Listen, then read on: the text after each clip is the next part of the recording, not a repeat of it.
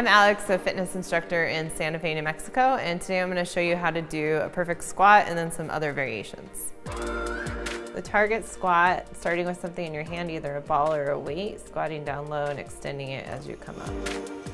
Depth squats, holding something overhead, keeping your spine straight, pressing into all four corners of your feet as you squat down, inhaling up, exhaling to come back to start.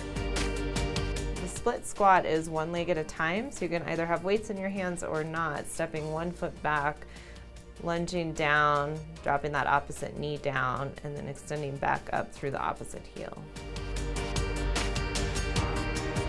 Wall squats are usually done against a wall. You start with your hands overhead, palms spread, squatting down, pressing through the heels as you come up, and then continuing to get closer to the wall as you advance in your flexibility. Thanks for joining us today for this workout. If you enjoyed it, feel free to leave a comment and make sure you subscribe.